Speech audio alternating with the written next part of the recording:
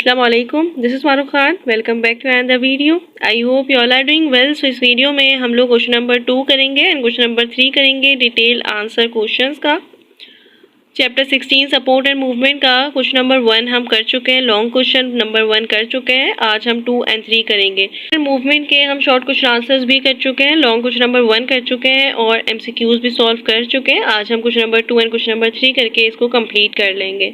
Question number 2 है explain the repair process of simple fractures and question number 3 explain the cross bridge cycle of muscle contraction with label diagram. आपको repair process बताना है। सो fracture या broken bone undergoes repair through 4 stages. 4 stages आपको explain करने हैं।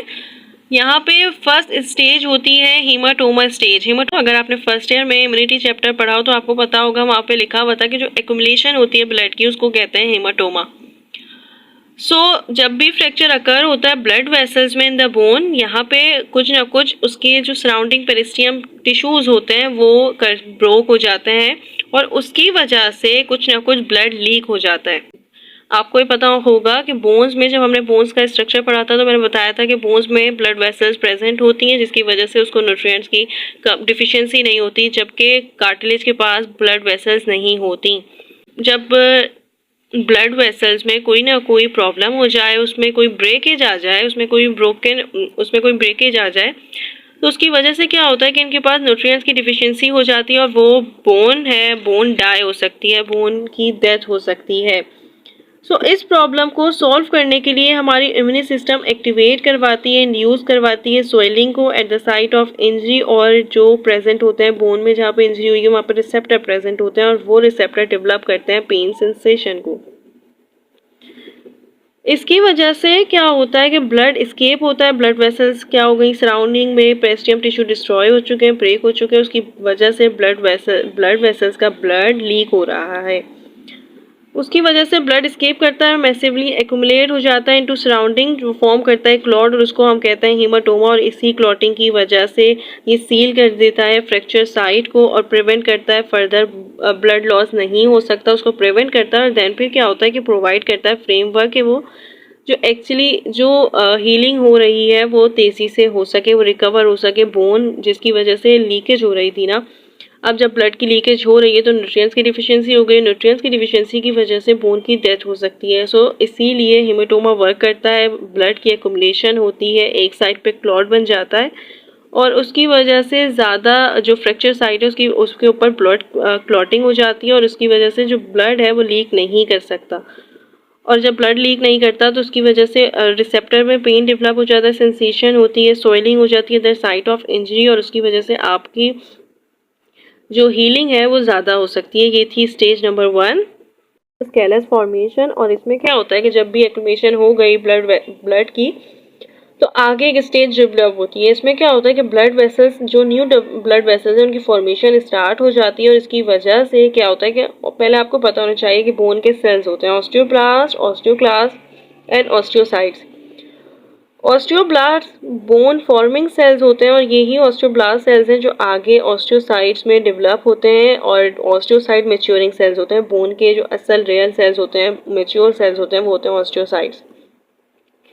तो क्या होता है कि विद इन वीक्स में न्यू ब्लड वेसल्स की फॉर्मेशन होना शुरू हो जाती है, न्यूमरस ऑस्टियोब्लास्ट डेवलप होते हैं फ्रॉम पेरिस्टियम, जो आगे लाइन लेयर होती है, जो आगे सराउंडिंग कवरिंग होती है, सराउंडिंग टिश्यू होता है बोन्स का, ये एंटर होता है हीमाटोमा में और फिर ऑस्टियोब्लास्ट क्विकली डेवलप होना शुरू हो जाते हैं, डिवाइड होना शुरू हो जाते हैं और वो फिर स्पंजी बोन को in the region close to the new blood vessels में फॉर्मेशन उनकी शुरू हो जाती है। और नेक्स्ट पार्ट क्या होता है, नेक्स्ट फेज ये होता है कि हीलिंग शुरू हो जाती है। इस हीलिंग की वजह से न्यू ब्लड वेसल्स की फॉर्मेशन होती है जिसको हम कहते हैं कि ये ग्रेनुलेशन टिश्यूज हैं, ये न्यू ब्लड वेसल्स हैं, इनको नेम दे दिया है। टिश्यूज फॉर्म करते हैं न्यू ब्लड वेसल्स और complex of fibroblast, vascular endothelial cells होते हैं, मैक्रोफेजेस होते हैं जो हेल्प करते हैं फेगोसाइटोसिस में, फेगोसाइटोस करते हैं डेड सेल्स की। आपने इम्यूनिटी चैप्टर में पढ़ा होगा फेगोसाइटोसिस प्रोसेस, ये डिस्ट्रॉय कर देते हैं डेड सेल्स को, बैक्टीरिया वगैरह को जो बॉडी को हार्म कर रहे होते हैं, फॉरेन पार्टिकल्स को।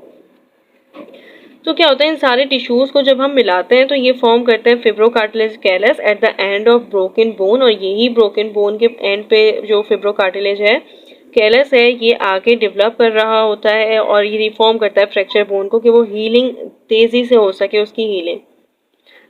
Fibroblast cells produce collagen fibre to reform the fracture bone. So ये इसका टिश्यू होता है, इसका ये प्रोसेस होता है कि इसमें न्यू ब्लड वेसल्स की फॉर्मेशन होती है और आगे बहुत सारी टिश्यूज वगैरह फॉर्म हो रहे होते हैं और उसकी वजह से कुछ फिब्रोकार्टिलेज कैलस बनता है eight the end of the bone cells. और फिर ये जो इसके पास जो अलग अलग चीज़ों से बना है ना, लाइक अलग अलग टिश्यू से बना है ये कैलस, और ये कैलस का अलग अलग फंक्शन होता है। जैसे कि अगर बात करें मैक्रोफेजेस की, तो ये फेजोसाइटोस करता है डेड सेल्स को, ऑस्टियोब्लास्ट सेल्स डेवलप करता है स्पंजी बोन को, और वो फिर स्पंजी बोन में आगे ऑस्टियोसाइट्स होता है जो ऑस्टियोसाइट्स डेवलप करता है मेच्योर सेल्स को कि आगे बोन की फॉर्मेशन हो सके। सो ये था इसका प्रोसेस। इसकी स्टेज थी second stage, fibrocartilage callus formation. आगे है bony callus formation stage. Next stage है बोन कैलस फॉर्मेशन स्टेज। इसमें क्या होता है कि जो कैलस की फॉर्मेशन हो चुकी है, सॉफ्ट कैलस, वो आगे टर्न हो जाता है हार्ड कैलस में, और इसकी वजह से ये जो कैलस की फॉर्मेशन हो रही होती है ये इनिशिएट होता है अराउंड 3 वीक्स में होना शुरू हो जाता है और फिर 3 मंथ्स तक भी इसकी फॉर्मेशन होती है। मतलब टाइम लगता है, कंटिन्यू होता है। फ्रैक्चर में टाइम लगता है ना, आप खुद भी देख सकते हैं, अगर कोई बोन में फ्रैक्चर हो जाए तो उसमें टाइम लगता है उसको हील होने में। तो ये वो टाइम बताया हुआ है कि हार्ड कैलस फॉर्मेशन इनिशिएट होती है around 3 weeks after the fracture and continue for about 3 months. इसमें क्या होता है कि as a bone callus formation progresses हो रही होती है तो ये रिप्लेस फिर आगे हो जाता है 3 मंथ्स के बाद, ये आगे रिप्लेस हो जाता है बोन्स में। इसके बाद क्या होता है कि जो कार्टिलेज होता है वो ओसिफाइड हो जाता है और इसके पास मैट्रिक्स भी होता है। इसके पास ऑस्टियोब्लास्ट सेल्स भी होते हैं और ऑस्टियोक्लास्ट भी होते हैं। ऑस्टियोब्लास्ट तो बोन फॉर्मिंग सेल्स हैं, आगे फिर बोन की फॉर्मेशन करवाते हैं। तो ये होता है कैलस, ये सॉफ्ट कैलस से हार्ड कैलस में डेवलप हो जाता है और फिर वो बोन्स की फॉर्मेशन में हेल्प करते हैं। नेक्स्ट स्टेज है बोन रिमॉडलिंग स्टेज, और ये बहुत इंटरेस्टिंग है। लाइक इसमें आप पढ़ेंगे कि इसमें जो रीमॉडलिंग स्टेज होती है बोन्स की, इसमें मंथ भी लग सकते हैं और ईयर भी लग सकते हैं। लाइक बोन को हील होने में टाइम लगता है। इसमें जो फ्रैक्चर बोन होती है वो बिल्कुल अनब्रोकन बोन की तरह फिर हो जाती है क्योंकि वो हील हो जाती है। अब क्या होता है कि इस स्टेज में जो न्यू सेल्स हैं लाइक वो आ जाते हैं, बोन्स के जो पुराने सेल्स होते हैं वो रिप्लेस हो जाते हैं न्यू वन से, और फिर आगे रीमॉडलिंग स्टार्ट होती है। यहाँ पे जॉइन है बोन फ्रैक्चर साइड पे, पुराने सेल्स रिप्लेस हो गए न्यू वन से।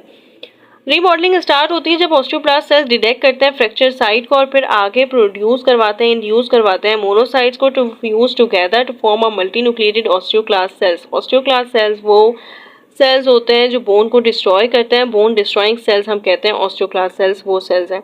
तो ये ऑस्टियोक्लास्ट सेल्स मेच्योर होते हैं और फिर एक्टिवेट करवाते हैं बोन रिब्जॉर्बिंग को। एज बोन रिब्जॉर्प्शन प्रोसीड होती है तो ऑस्टियोब्लास्ट सेल्स अपना काम स्टार्ट करते हैं और ये फिर प्रोड्यूस करवाते हैं कोलेजन को इन द ल्यूसिन। लाइक ये वो ल्यूसिन है, वो कैविटीज होती हैं जो प्रेजेंट होती हैं मैट्रिक्स में। अब उसमें ये कोलेजन को फिल करना शुरू करते हैं जिसकी वजह से जो क्रिएट करी थी ऑस्टियोक्लास्ट सेल्स ने, जो कैविटीज को क्रिएट किया था, उसमें ये ऑस्टियोक्लास्ट सेल्स कोलेजन को फिल करना शुरू करते हैं और कैल्शियम फॉस्फेट भी यहीं पे डिपॉजिट होना शुरू हो जाता है, या फिर हम ये भी कहते हैं कि हाइड्रोक्सीपेटाइड।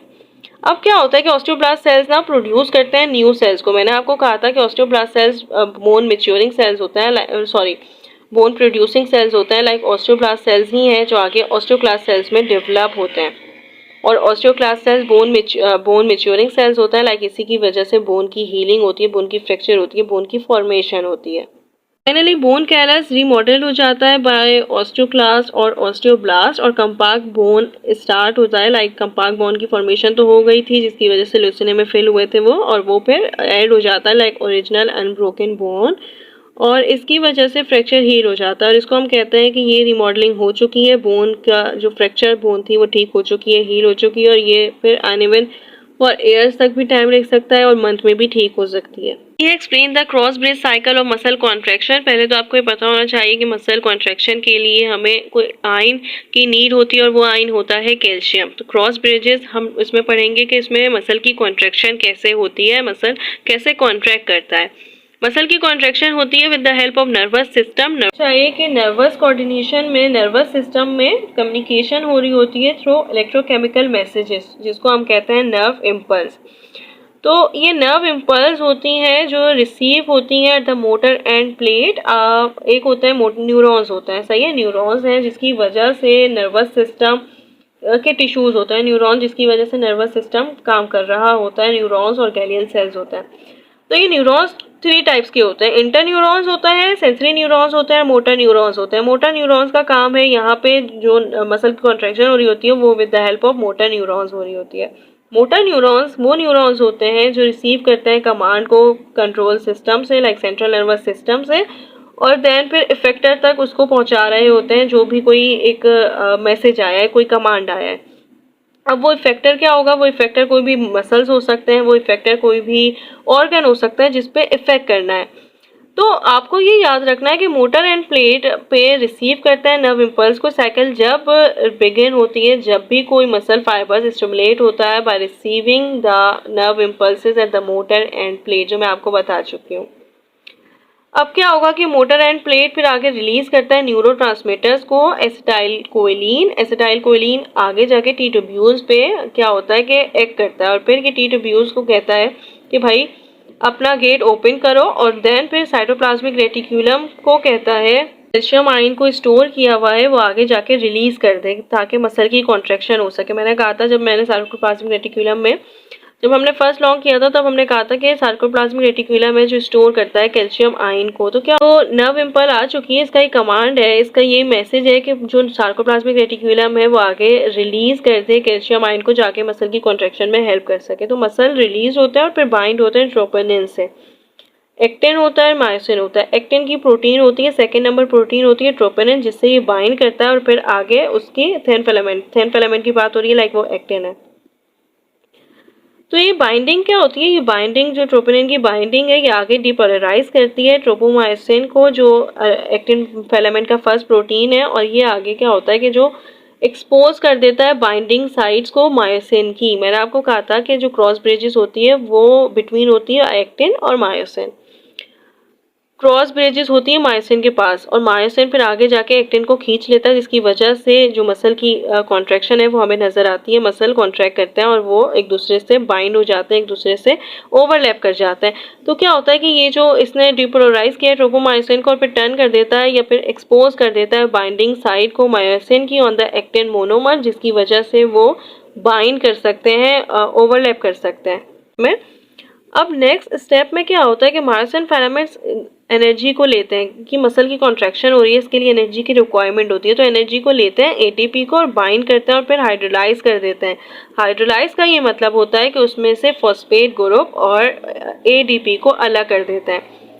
आपने बायोएनर्जेटिक्स में पढ़ा होगा कि एटीपी की फॉर्मेशन जब होती है जब एडेनाइन डाइफॉस्फेट इनऑर्गेनिक फॉस्फेट से जब बाइंड करता है तब एटीपी की फॉर्मेशन होती है। तो ये एटीपी हाइड्रोलाइज होगा और ये आगे कन्वर्ट हो जाएगा, जिससे ये बना था, लाइक इनऑर्गेनिक फॉस्फेट को दे देगा और एटीपी को दे देगा, दोनों आ गए with the help of enzyme. जो काम कर रहा है वो है एटीपेज।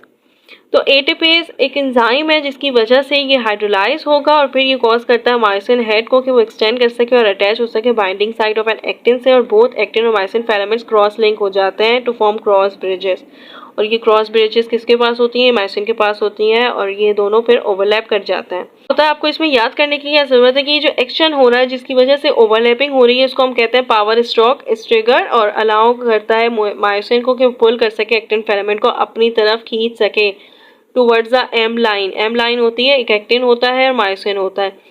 आपको ये याद रखने की ज़रूरत है कि जो एक्टिन और मायोसिन है ये दोनों कहलाते हैं ए बैंड, और इन दोनों में एक्टिन और मायोसिन आ जाता है, थिक और थिन फिलामेंट आ जाता है। अब क्या होगा कि ये जो एक्टिन फिलामेंट है ना ये एम लाइन की तरफ लाता है, लाइक उन दोनों के बिटवीन, एक्टिन फिलामेंट के बिटवीन होता है ए बैंड के बिटवीन होता है एच जोन, और एच जोन के बिटवीन लाइन होती है एम लाइन। जो ब्राइटेस्ट पोर्शन होता है ना मसल का वो होता है एस जोन, और उसके बिटवीन लाइन होती है एम लाइन। तो ये अपनी तरफ पुल करता है टूवर्ड्स द एम लाइन और फिर शॉर्टन हो जाता है sarcomere. Smallest contractile unit of muscles होता है वो होता है सार्कोमेयर। इसकी वजह से सार्कोमेयर शॉर्ट हो जाता है और एटीपी और फॉस्फेट रिलीज हो जाते हैं ड्यूरिंग द पावर स्ट्रोक।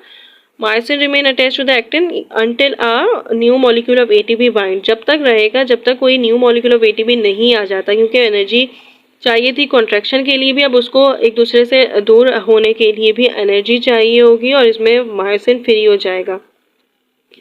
अब वो जब तक अनबाउंड रहेगा, जब तक बाइंड रहेगा, जब तक एनर्जी नहीं आ जाती, और फिर अनबाइंड जब होगा जब एनर्जी आ गई। एनर्जी आ गई इसका ये मतलब है कि मायोसिन हेड रिज्यूम करता है अपनी स्टार्टिंग पोजीशन को, और फिर जब वापस से स्टार्ट हो जाता है, ये जो साइकिल है वापस से स्टार्ट हो जाती है। इसके लिए कैल्शियम आयन को वापस से रिलीज करवाना पड़ता है सार्कोप्लाज्मिक रेटिक्यूलम से, और वो फिर कैसे रिलीज होते हैं, वो फिर जब आते हैं जब एसिटाइल कोलिन रिलीज होता है।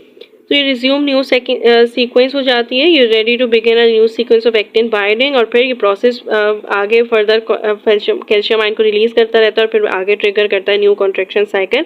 ये होती है क्रॉस ब्रेथ साइकिल। इसके लिए कैल्शियम आयन बहुत ज़रूरी होता है, एटीपी बहुत ज़रूरी होता है, जिसकी वजह से बाइंड होती है और अनबाइंडिंग होती है। So that's it. I hope आप लोगों को समझ आया होगा। ये लॉन्ग क्वेश्चन आंसर्स थे और इसके लिए भी पूरी एक्सप्लेनेशन चाहिए थी, सो दैट्स वाई ये थोड़ी लंबी वीडियो हो गई है। बट इंशाल्लाह अब हम फर्स्ट चैप्टर के शॉर्ट क्वेश्चन आंसर्स भी करेंगे, लॉन्ग क्वेश्चन आंसर्स भी करेंगे। Stay tune. अल्लाह हाफिज़।